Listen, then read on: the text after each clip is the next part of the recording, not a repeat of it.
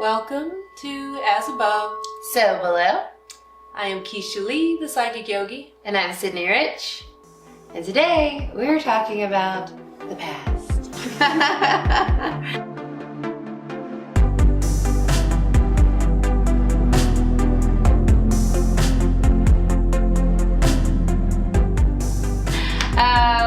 2024. I can't believe we're here already at 2025. Right? Thank goodness though. So last year was an 8 year. Mm-hmm. 2 plus 2 plus 4 is 8.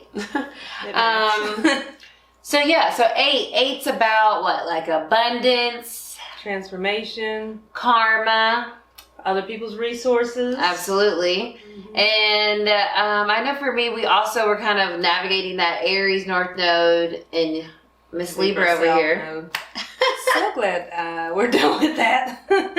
Yeah, what were the biggest things that you felt like you were like kind of like dealing with that? Because I know like now it's my turn, but Mm-hmm.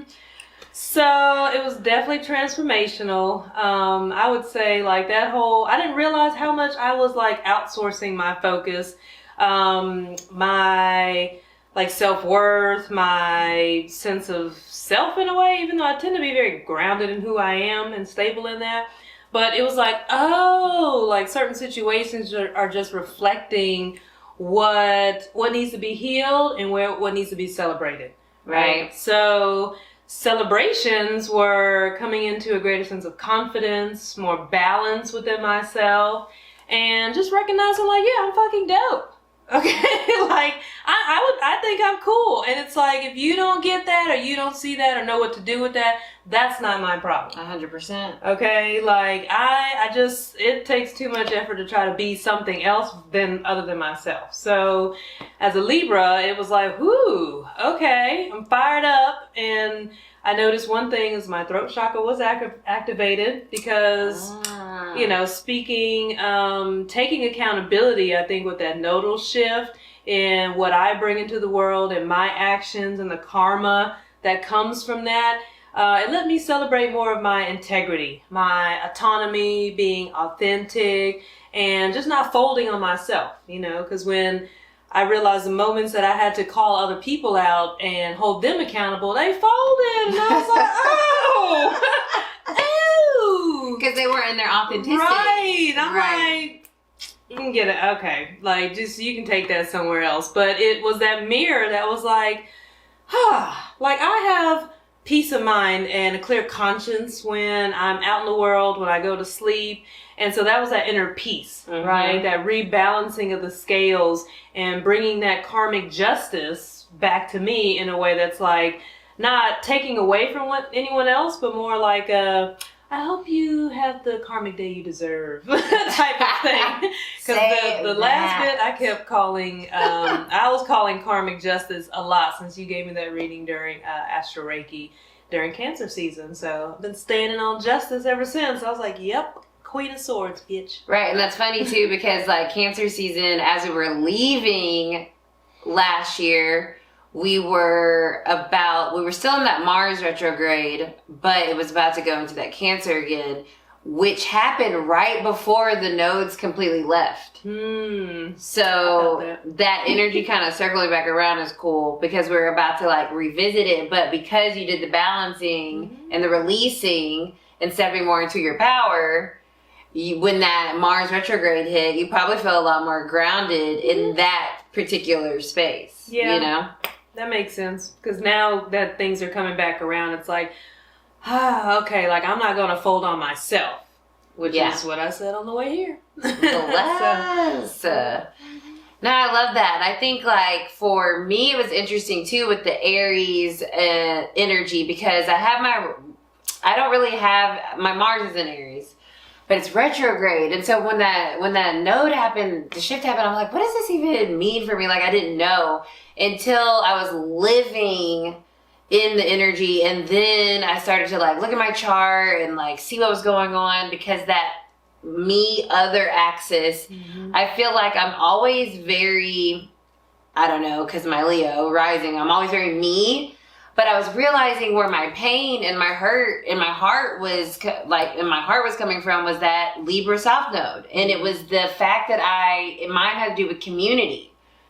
Because my Libra is in my third house. And so it was like this community, the smaller community, not the community at large, but like this smaller community that I had cultivated for myself. I realized like I don't fit in that anymore. Mm-hmm. So it was a lot of like self-reflection and having to like step more into knowing what's works for me and what doesn't, and what my authentic path is. Mm-hmm. And it was uncomfortable for a lot of that that previous year when we first went into the nodal shift. And last year I feel like the releasing kind of like loosened me up and let me feel more like adventurous in that Aries energy. Like, okay, well, what am I going to do with this new path?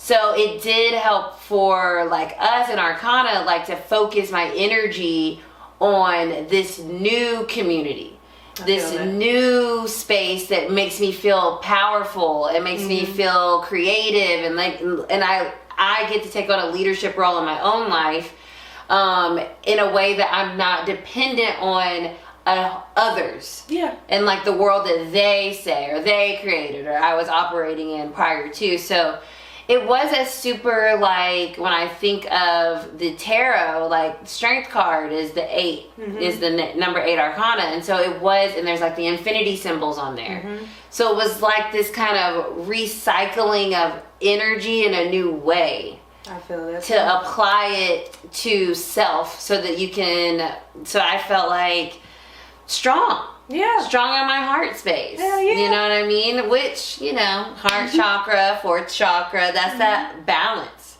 So it was a very balancing year for me. And I just think it's so interesting because, like, I don't have that, like, close, like, sun energy like you do. You know what I mean? Yeah. So it's funny, though, too, because now when I think about it, that, like, going with the flow and coming back around type of energy.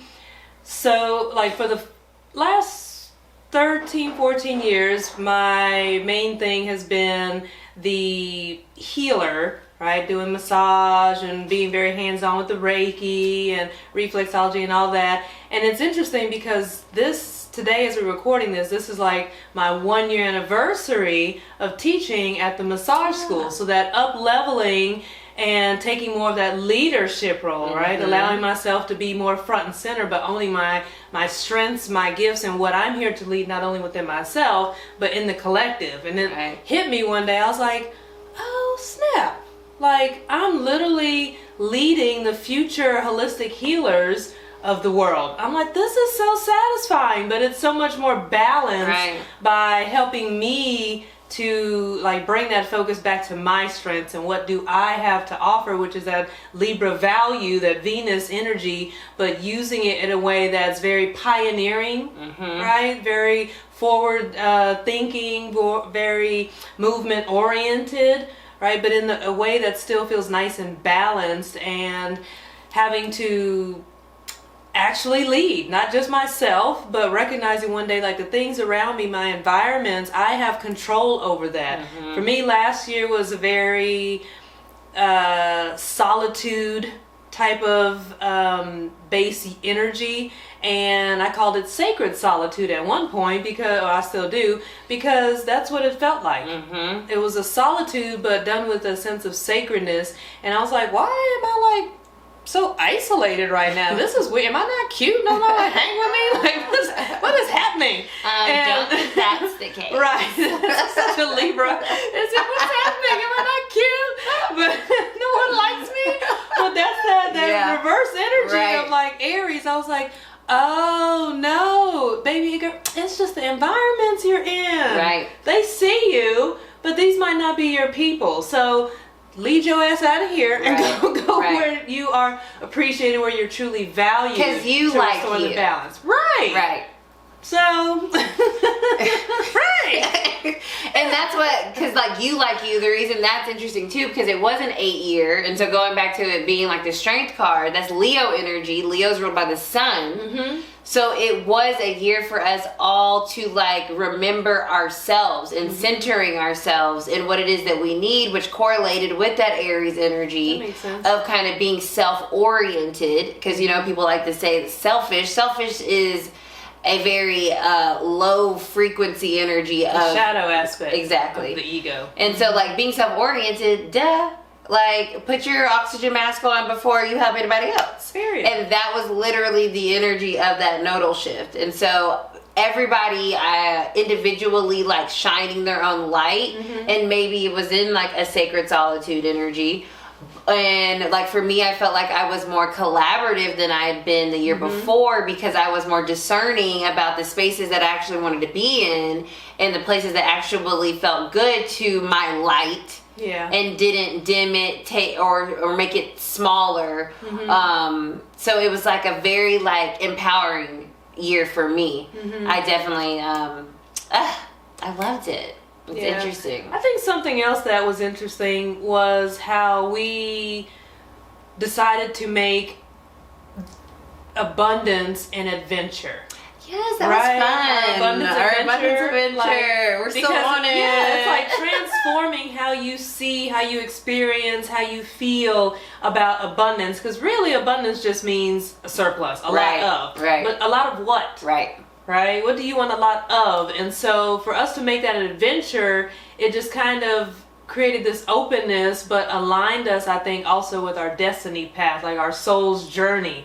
Exactly. Right? Which is what the North Node is supposed to be doing, right? It is the North Node of destiny. It is. Yes. And then that South Node is that karmic clearing. And for me, you know, on another side of it, because of the relational thing, is that my Aries was in my 8th house, which is like other people's resources and relations. Not relationships, but your energy relation to others, your exchange of energy, you know? Yeah. And a lot of my personal relationships, karma cleared from like the past in order for me to get on this North Node of destiny for my future husband. But yeah, that's what was also happening. It's like I had all of these crazy karmic clearing conversations with people from the past coming back, and it was like, that's what was needed, because that other was what was being released, and that other, we don't even realize sometimes other energy is on us.